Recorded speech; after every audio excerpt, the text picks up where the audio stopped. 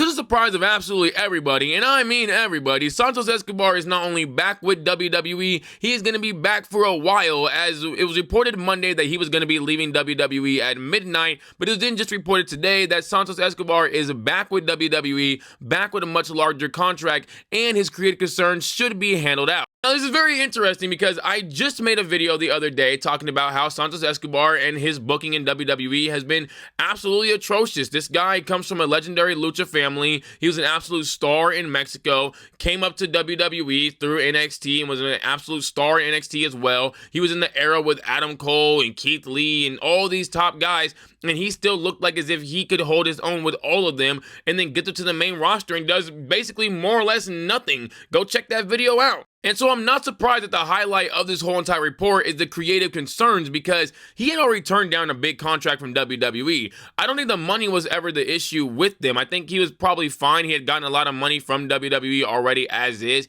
I think he just wanted better booking, because I know how good Santos Escobar can be. I think he could be an absolute star in that mid-card scene. Do I think he's a world champion level wrestler?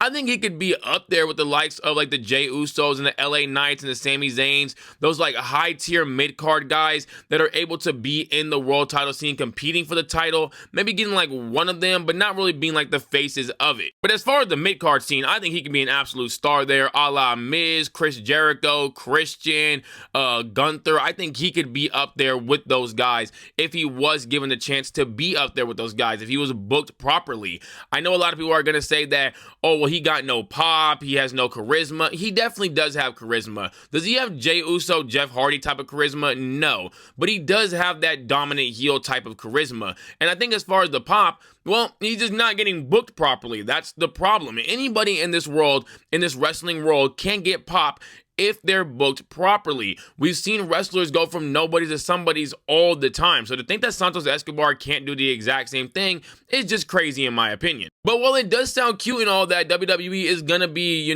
pushing Santos Escobar, they're going to have to rebuild this guy from the ground up. They have absolutely buried Santos Escobar. You've buried Los Lotharios, and you've buried the entirety of Legado de Fantasma, and you released one of its key players as well in Elektra Lopez, who was there since the beginning. So first, you're going to have to replace Elektra Lopez, which you could always just re-sign her. I don't think that she would say no to being re-signed. She's definitely going to want more money though, but I mean, hey, you're WWE, you're TKO, you're, the Pinnacle. You should be able to pay a wrestler just a bit more to be able to bring them around, especially when you were going to offer Jasmine Nix this big old dang contract and you paid Nikita Lyons all this dang money, and neither one of them, specifically Nikita Lyons, really offers much to the roster at all. Elektra Lopez, if you are going to push Santos Escobar and Legado de Fantasma, she's going to play an intricate part in a big-time faction in the mid-card scene, so I would bring her back. But if you're not going to bring her back and you are going to replace her, I think a woman like Lola Vice would be great to put into that role. I think Lola, she is fine as a face, but I wonder if as a heel she could be just a bit better,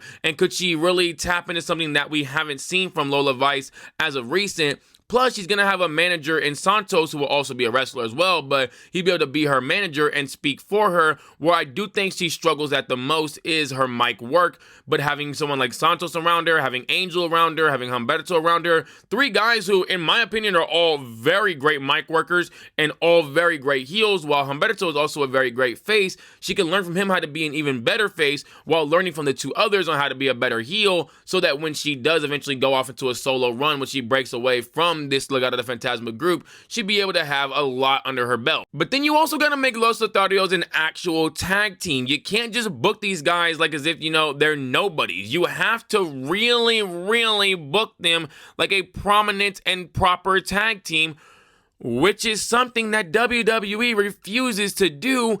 Even when they put the triple tag team titles onto them, they gave them like 1 month of the belt, one successful defense, then they lost the belts like a week or two after that successful defense. They really need to be a prominent tag team in WWE. Whether you're going to use them on Monday Night Raw, or you're going to use them on Friday Night SmackDown, they need to be there. You need to show them off. Both of these guys are incredibly talented. I said both of these guys can speak on the mic, and that's something you don't really find a lot with tag team wrestling, is that it's usually only one guy that can speak on on the mic, or both of them are just fairly fine, but nothing in special. Angel Garza and Humberto, when you actually let these guys go, they can speak really, really dang well. Go look at any of their promos from this past year. Go look at any of their promos versus Pretty Deadly or the Street Profits. Go look at their stuff when they were still, well, Humberto was still with Andrade. Go look at the stuff when they were in NXT. They can speak on that mic. Heck, you could even run them like how you ran Damage Control, where Io Sky and Dakota Kai were an NXT women's tag team, but they were still on the main roster. If you want to have Los Otharios be in the tag division, but you don't really want to have them, you know, be your SmackDown tag team, have them get the tag belt off the new tag team champions, Jeff Hardy and Matt Hardy, the Hardys. That would be a great way to be able to not only get them over as a heel tag team, but to also get them over against an elite tag team, one of the most legendary tag teams of all time. As far as Santos, though, baby, we gotta, you know, stop having this guy lose to everybody. That's the biggest issue here. This guy has no wins. I don't remember the last time Santos actually got a one-on-one win. It might be 2023. I don't think it was in 2024 either, because he lost every dang match to LA Knight, which might be a guy that he needs to beat, by the way, because goodness gracious. But no, where I really would start Santos at is I think he should probably be the one to dethrone Sami Zayn, especially because of the fact that there's these whole reports that are coming out now that Obafemi is actually going to stay in NXT and not go to the main roster just yet. I'm assuming he might go after the NXT title once again. I would have Santos Escobar dethrone Sami Zayn. I think this would be the perfect spot for him. Getting that US title, now you're getting the belt off of a big-time face in Sami Zayn. You're also going over a very much so credible wrestler as well, big-time fan favorite. This is going to help Santos get a whole lot of booze, especially if you start up a feud with Sami afterwards, where Sami is trying to go over and he just can't get over at all, and he eventually does get not buried in like the literal sense, but he does get buried by Santos and them in the figurative sense. Then afterwards, I can see a big time feud playing out with him and Damian Priest. I feel like Damian Priest is somebody that's going to be kind of around that mid-card scene going forward, but one thing I do really like about Damian is that he does have great mic skills, and he's also very much so aggressive and has a lot of that kind of rough personality, so that he's going to pair really well with Santos, someone who also is very aggressive, has that rough personality as well. It's going to be two clashings of rough personalities, but different wrestling styles, so that it won't be completely copy-paste. And the guy to get the belt off of Santos Escobar could be Carmelo Hayes. Carmelo and Andrade had a really good rivalry with each other. Andrade and Santos wrestle fairly similar to one another, so I think that they would have a great Game 7 series against each other if you really want to run that back. This time ending it properly, triple safe. Let's not have anybody get involved to ruin nice things. When we have nice things, we like to handle them with care, not handle them with L.A. Knight. Yeah, we don't need any more of that. And if you do run a feud and you do run a Game 7 series, I could see the belt getting swapped like at least 2 or 3 times in this whole entire thing, ending up with Carmelo Hayes at the end holding the US title. And then by this point in time, if Legado de Fantasma is credible enough, I could see them being pushed into the world title scene, where Santos is going up against whoever the world champion is of that year. Maybe he does get the belt, maybe he doesn't get the belt, maybe he has like one of these little Jey Uso type runs where it's just for like 60, 70 days, you know, he looks good enough with the belt, and then he just dropped the belt to the big time babyface again afterwards. I wouldn't mind it by any means, because they'd be doing at least something with Santos, and it'd be something new as well. We don't really get many new type of wrestlers in the WWE championship scene. Usually happens more in the world heavyweight title scene, so I would love to see Santos be a guy that's up there and it's like, whoa, this is something new. It's not something that one, you know, just feels like. It's not someone that just, you know, feels like as if they have to be here because they're face of the company material and only these kind of guys can be there. No, it's the kind of guys that also built themselves up to be there as well, i.e. like how Cody Rhodes did. And before we do head out of here, one thing that we do have to make mention of is that this is definitely the AEW Andrade effect. Andrade, we all thought when going back to AEW, he was going to just be putting some little whatever kind of smuggler thing, but instead, what happened? He's putting the Don Callis family, he gets an indie company's big time title. It's a pretty big indie company as well. So it looks like as if AEW is going to do big things with Andrade, and these same big things could have happened for Santos as well, because LFI did want Santos. Bandito was right there if they want to take the belt off of Bandito and put it on Santos. WWE seeing this probably said, dang, we have to actually push this guy, or else he's going to go to AEW and be a much bigger star, and everybody's going to say, we fumbled again, and all of our wrestlers are going to see that, and they're going to say, dang, either push us or we out. And if this is going to continue to be a thing for, AEW and WWE going forward, where every once in a while AEW will pick up a WWE wrestler and make them into gold again, whether it be someone like Ricochet, reforming the Hurt Syndicate, obviously Mercedes Moné, Tony Storm, Swerve Strickland, and the plethora of others. If this is going to continue happening and it pushes WWE to actually start using more than just the handful of guys that they use consistently, and they don't really use anybody else on the roster, that's going to be great for us, because that means that we're not going to be seeing the same people wrestling every single dang week.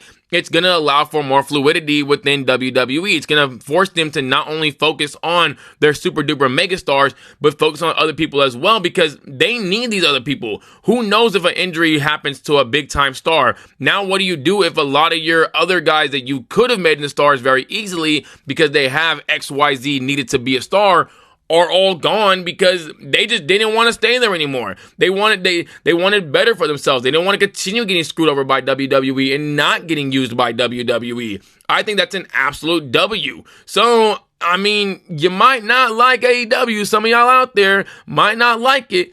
But if you want a better looking WWE, AEW being as great as it is, and AEW doing great things with a lot of these ex-WWE wrestlers while also doing great things with other non-ex-WWE wrestlers, is best for business. It means that all of our wrestling companies that we all like to watch can and should all be at their best. And for the wrestlers, this is going to be just as great as well, because look at Priscilla Kelly, formerly known as Gigi Dolan. She still had the WWE tag regardless of whether she's in WWE or not. Look at Saray, who was Saray in WWE. She wasn't even there that long, and she got the WWE tag. So that WWE tag is never going to leave these wrestlers. Wherever they go, they're going to be known as WWE wrestlers. They'll be known as wrestlers that made it to the pinnacle. If they go to any kind of talk shows, podcasts, or anything like that, they're going to be called ex-WWE wrestlers. So people are going to be like, whoa, that's a big name. So they don't really need the WWE as much as before, because now they can go to other companies, still get treated properly while still have that WWE tag onto them.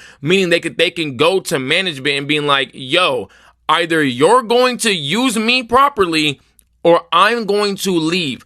I don't care about the money that you can pay me, because AEW can pay me that same money. Heck, AEW might be able to pay me even more money, as we've heard before that they can pay people more money. So I love this a lot for just wrestlers in general that are now going to be able to speak up and say, yo, I don't mind playing, the second role. I don't mind playing the side character, but I also have the ability to play the main character. Push me as such, or I'm going to go ahead and push that door and go on over to AEW. I will gladly go to ROH and go be the ROH World Champion, because, look at Athena. She's constantly on AEW Dynamite and Collision. She's been on big pay-per-views. She's been in the Owen Hart Cup tournament. She won the Casino Gauntlet. She was on Forbidden Door. And heck, she probably would be doing more and likely would already be an AEW Women's World Champion had she not been busy with her own company, MPX. So she's the outlier here in the sense of she's a super duper mega star that hasn't won the AEW Women's World title, but she's also been the ROH Women's World Champion for 1,000 days. So it's kind of a nice consolation prize. Then you look at Bandito, who's constantly on Dynamite, Collision, the pay-per-views. He was at Forbidden Door. He's going to be at Wrestle Dream. He's a tag team champion as well as being the ROH World Champion. And you also have the option of really being able to rebuild yourself as well, because it is a smaller company now. It's not the same ROH that it once was, although it kind of still is in a sense, just a bit smaller. But because it is smaller, it allows you to be able to rebuild yourself without many people seeing your bad side, your dark days. If you want to go into a gimmick that you thought, maybe this won't work out so well, especially on the big stage, maybe it'll work out here and then maybe it will gain some traction. You're able to do that in ROH. You're able to really just tinker around with things and really mess around and see what exactly works for you. So I like this a lot for the wrestlers as well. But hey, y'all go ahead and let me know y'all thoughts on this whole entire thing down below. Santos Escobar now back in WWE. Do you like this for Santos? Were you somebody that did want to see Santos, thrive in WWE and have a successful career like myself? I believe that he did have that talent, and I hope that WWE does use him right. Or are you somebody that wanted Santos to leave to finally get pushed properly because you just felt like as if WWE wasn't pushing him properly? If you haven't already, make sure you do like and subscribe for more.